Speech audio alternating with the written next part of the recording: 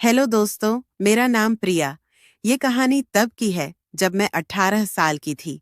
इस कहानी में मैं आपको बताने वाली हूँ कि किस तरह मेरे जीजा जी ने मुझे अपनी मीठी मीठी बातों में फंसा लिया और मुझे जीते जी स्वर्ग दिखा दी। मैं दिखने में भोली भाली सी लगती हूँ और खूबसूरत भी हूँ, इसलिए जीजू ने बड़े आराम से मुझे अपनी बोतल में उतार लिया था। मैं पहली बार अपनी दीदी के घर रहने गई थी क्योंकि दीदी प्रेग्नेंट थी और उनका 7वां महीना चल रहा था। लेकिन मुझे क्या पता था कि जीजू इतना भी नहीं सोचेंगे कि मैं उनकी साली हूँ और बहुत छोटी हूँ। पर सच कहूँ तो मुझे भी बहुत मजा आया। मेरी दीदी और जीजा जी शहर के एक बिल्डिंग में रहते हैं और उनका बाकी का परिवार गांव में ही रहता है। जीजा जी को शहर में एक प्राइवेट कंपनी में नौकरी कर रहे थे, जिस वजह से उन्हें गांव छोड़ना पड़ गया था। मेरी दीदी की शादी को 3 साल हो चुके हैं और अब वह मां बनने वाली थी। दीदी का अभी 7वां महीना चल रहा है, इसीलिए डॉक्टर ने उन्हें काम करने से मना किया है। दीदी के बेड रेस्ट की वजह से जीजा जी काफी परेशान रहते थे, क्योंकि घर का ज्यादातर काम उन्हें ही करना पड़ता था और साथ ही साथ नौकरी का काम भी करना रहता था। फिर एक दिन दीदी ने घर पर फोन किया और अपनी समस्या के बारे में सासू मां को बताया। सासू मां ने बोला, अरे बस इतनी सी बात के लिए क्यों परेशान हो रही हो? तुम कहो तो मैं प्रिया को तुम्हारे पास भेज देती हूँ। वह 1-2 महीने तुम्हारी देखभाल कर लेगी और घर का काम भी कर लिया करेगी। दीदी ने मम्मी की बात तुरंत मान ली, क्योंकि उन्होंने इसीलिए फोन किया था। पर मैं दीदी के घर जाने के लिए तैयार नहीं थी, क्योंकि मुझे पता था अगर मैं उनके यहाँ जाऊंगी तो जीजू मुझे नहीं छोड़ेंगे। वह मुझे फोन पर भी छेड़ते रहते थे और रोमांटिक बातें करते थे। शुरू में तो मैं सब मजाक में ले लेती थी, लेकिन अब जीजू अपनी हद पार करने लगे थे। जब मैंने आने से मना कर दिया तो फिर दीदी ने मुझे फोन करके समझाया और आखिरकार मुझे मानना ही पड़ा। दीदी ने मुझसे कहा, 1-2 दिन तुम्हारे जीजू तुम्हें लेने आएंगे, तो तुम तैयार रहना।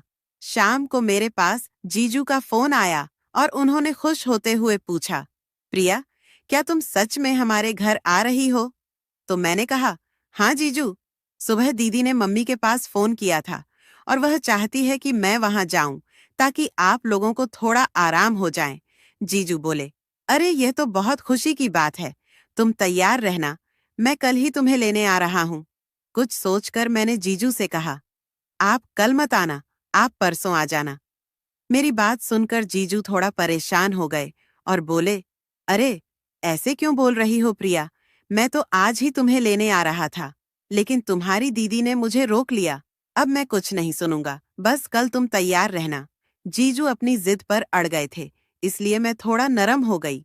मैंने जीजू को समझाते हुए कहा, जीजू प्लीज मान जाइए ना, कल मेरे कॉलेज में बहुत बड़ा फंक्शन होने वाला है और मैं उसे मिस नहीं कर सकती। सिर्फ कल की ही तो बात है, हम परसों चलेंगे। जीजू मेरी बात मान गए और बोले, अच्छा ठीक है, मैंने तुम्हारी बात मान ली, लेकिन परसों तैयार रहना। मुझे परसों कोई नया बहाना नहीं चाहिए। फंक्शन के अगले दिन जीजू मुझे लेने आ गए।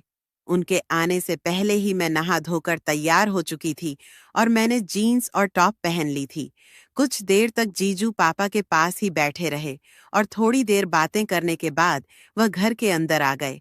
अंदर आने के बाद वह मुझसे मिले और हमेशा की तरह मुझसे हाथ मिलाया। मम्मी जीजू की इन हरकतों पर ज्यादा ध्यान नहीं देती थी, क्योंकि उन्हें पता था कि जीजू अक्सर मुझसे मजाक करते रहते हैं।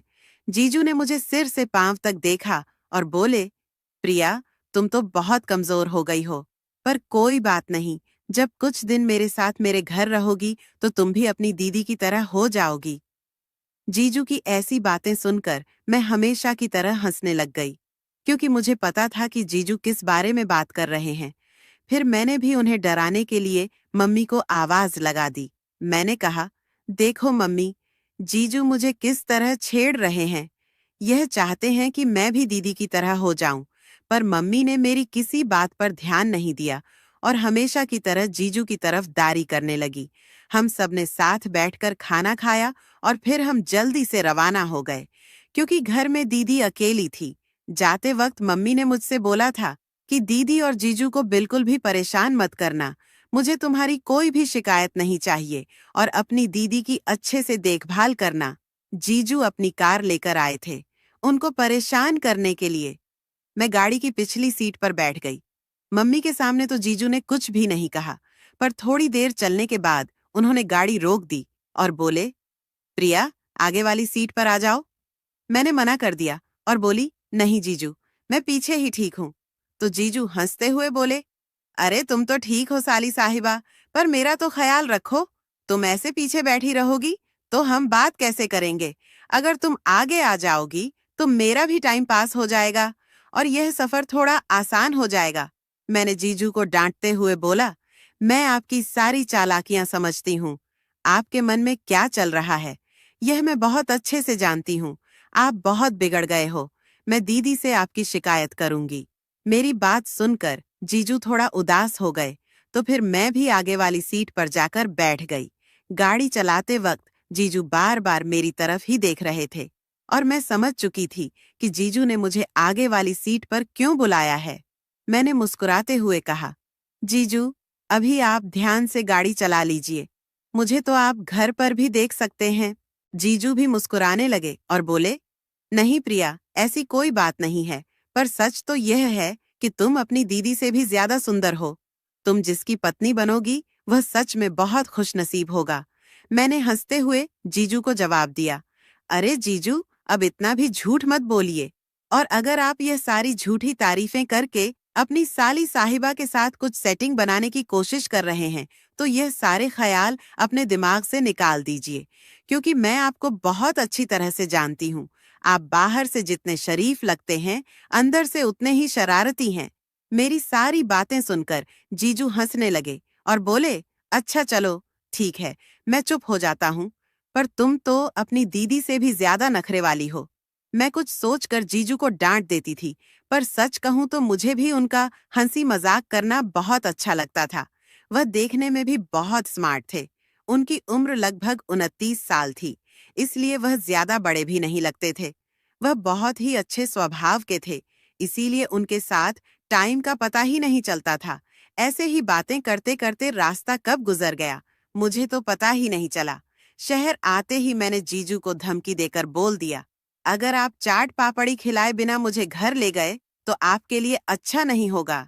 जीजू बोले, अरे मैंने कब मना किया है? मैं तो घर से सोचकर निकला था कि तुम्हें यहाँ के मशहूर गोलगप्पे खिलाऊंगा। मुझे यह देखकर बहुत अच्छा लगा कि जीजू को याद है कि मुझे गोलगप्पे बहुत पसंद हैं। इसके बाद हमने दीदी के लिए फल भी ले ली। जब हम घर पहुंचे तो दीदी बाहर ही टहल रही थी।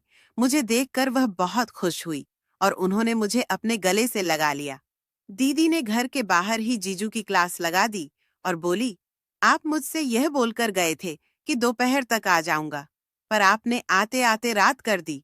इसके बाद हम सब अंदर आ गए और मैंने दीदी को सेब काट कर दे दिए।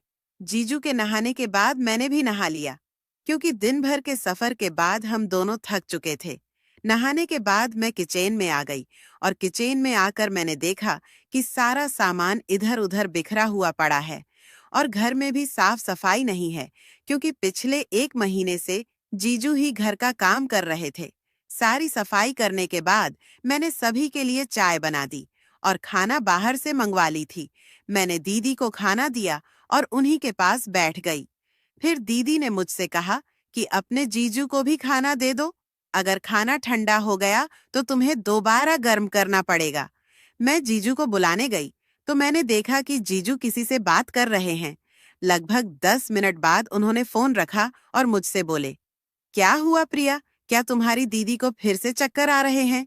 मैंने कहा, नहीं जीजू, और अब आप दीदी की चिंता मत कीजिए, आप चलकर खाना खा लीजिए। जीजू बोले, तुम पहले अपने दीदी को खाना खिला दो, क्योंकि उनके दवाइयों का टाइम हो रहा है। अगर खाना लेट खाएगी तो दवाइयां भी लेट हो जाएंगी। जीजू नीचे आने में मना करने लगे, तो मैंने उनका हाथ पकड़ा और नीचे ले आई। मेरी बात मानकर वह किचन में ही खाना खाने बैठ गए और जीजा जी मुझे भी अपने साथ ही खाना खाने के लिए बैठा लिए। उन्होंने पहला निवाला मुझे खिलाया और दूसरा निवाला खुद खाया और ऐसे करके उन्होंने मुझे अपने हाथों से ही खाना खिला दिया। खाना खाने के बाद मैंने दीदी को गर्म दूध दे दिया और जीजू ने उन्हें सारी दवाइयां दे दी। फिर हम दीदी के कमरे में ही बैठकर बातें करने लगे। बातें करते करते कब मेरी आंख लग गई, मुझे पता ही नहीं चला। सुबह जब जीजू ने मुझे जगाया तो दीदी मेरे बगल में सो रही थी और जीजू हम दोनों के लिए चाय बनाकर ले आए थे। मैंने जीजू से कहा, अरे आप मुझे उठा देते। मेरी आंख सुबह जल्दी नहीं खुलती है, पर अगर कोई मुझे जगा देता है तो मैं तुरंत उठ जाती हूँ। चाय बनाने के बाद जीजू नहा धोकर ऑफिस जाने के लिए तैयार हो गए। दीदी ने मुझसे कहा कि तुम उनके लिए खाना पैक कर दो, वरना हमेशा की तरह इन्हें बाहर से ही खाना पड़ेगा। मैंने जल्दी से नहाकर जीजू के लिए खाना तैयार कर दिया। थोड़ी देर बाद जीजू किचन में आए और मुझसे बोले, प्रिया, तुम अपनी दीदी का ख्याल रखना और टाइम से उसे सारी दवाइयां दे देना, क्योंकि आज मुझे वापस आने में थोड़ा लेट हो जाएगा। मैंने जीजू को छेड़ते हुए कहा, क्यों? आज आप किसी के साथ डेट पर जा रहे हैं क्या? जीजू बोले, अरे नहीं प्रिया, ऐसी कोई बात नहीं है। आज रात हमारे मैनेजर का बर्थडे है और मैंने तुम्हारी दीदी से पार्टी में जाने की इजाजत भी ले ली है। इसके बाद जीजू ऑफिस चले गए और मैं घर के कामों में लग गई। जैसा कि जीजू बोल कर गए थे, वह सच में बहुत लेट हो गए थे। मैंने दीदी को खाना खिलाकर उनको सारी दवाइयां भी दे दी थी। इतनी सारी दवाइयां खाने की वजह से दीदी को जल्दी नींद आ जाती थी और वह गहरी नींद में सो जाती थी। दीदी के सो जाने के बाद मैं जीजू के आने का इंतजार करने लगी। काफी देर इंतजार करने के बाद मैं नहाने चली गई और टाइम पास के लिए दीदी की साड़ी पहनकर देखने लगी। मुझे बचपन से ही साड़ियां पहनना बहुत पसंद था और दीदी की ब्लैक कलर की साड़ी मुझ पर बहुत अच्छी लगती थी। साड़ी पहनकर मैंने बहुत देर तक डांस किया और अपना टाइम पास करती रही।